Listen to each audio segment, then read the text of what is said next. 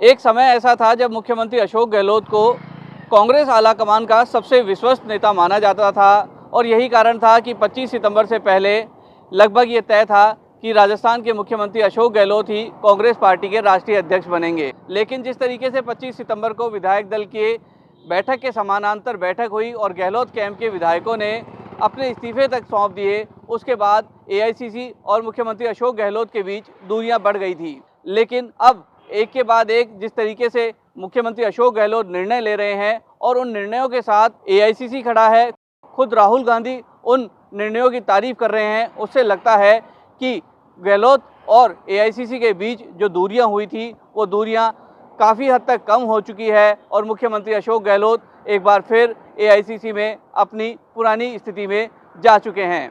हालात ये है कि चाहे 500 रुपये के सिलेंडर की बात हो या फिर ओपीएस का मामला हो, खुद राहुल गांधी गहलोत सरकार की तारीफ कर रहे हैं। राजस्थान सरकार के राइट टू हेल्थ बिल को लेकर आज जिस तरीके से मंत्री प्रसादी लाल मीणा को दिल्ली बुलाया गया, उनसे बात रखवाई गई और राजस्थान मॉडल की बात की गई, साफ दिखाई देता है कि आने वाले समय में राजस्थान की सरकार यानी गहलोत सरकार की जो योजनाएं हैं वो अन्य राज्यों में भी कांग्रेस की ओर से रखी जाएगी अपने चुनाव मैनिफेस्टो में।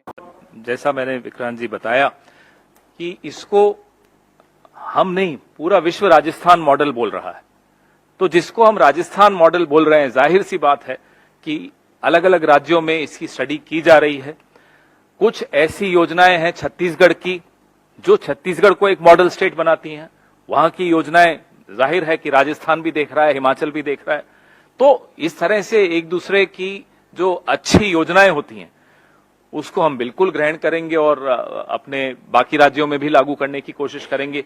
उन राज्यों की जो स्थानीय परिस्थितियां हैं उनको नजर में रखते हुए उस तरीके से टेलर की जाती है योजनाएं, वो जरूर होंगी। लेकिन जैसा कि मंत्री जी ने बताया कि घेरने की बात नहीं है किसी सरकार को या केंद्र सरकार को, लेकिन उनसे आग्रह है कि कोविड में जिस तरह का अनुभव पूरे देश को हुआ, ऑक्सीजन के लिए लोग बड़ी परेशानी महसूस कर रहे थे, स्वास्थ्य सेवाओं पर बहुत दबाव था, कोई स्वास्थ्य सेवाएं नहीं मिल रही थी, आईसीयू बेड्स नहीं मिल रहे थे, लोगों के पास पैसे सीमित थे, दवाइयां, इंजेक्शंस। तो उन सब से जो शिक्षा राजस्थान ने लेकर एक बहुत ही सकारात्मक कदम उठाया है, वो केंद्र सरकार को भी अपनी प्राथमिकताएं मुझे लगता है बदलनी चाहिए। ये हमारी ड्यूटी है। हमें अभी जब तक संसाधन नहीं है, हम प्राइवेट से कांटेक्ट करके उनके कांटेक्ट लेवल पर कर रहे हैं।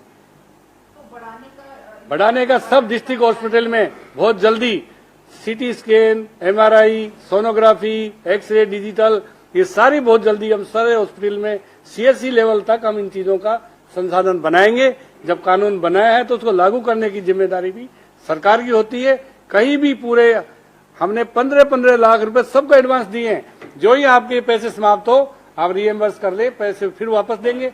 सरकार की ओर से संसाधनों की या पैसे की कोई अभाव नहीं है। उसके बाद न तो कोई दवाई कम पड़ेगी, ना कोई आज 1800 दवाइयां फ्री है। हमारे हमने 400 से योजना शुरू की थी, आज 1800 तरह की दवाइयां फ्री है, सारी जांच फ्री है। कोई कहने वाला नहीं, सरकारी ओर से सारी दवाइयां फ्री, सारी जांच फ्री। ये सरकार की ड्यूटी है देखने का, हमारे हॉस्पिटल के इंचार्ज की ड्यूटी है। सबको पैसा दे रखा है, पैसे की कोई कमी नहीं। तो हम ये संतुष्ट है इस चीज से। राइट टू हेल्थ बिल हमारा जब लागू होगा तो निश्चित रूप से लोगों को एक अधिकार मिल जाएगा।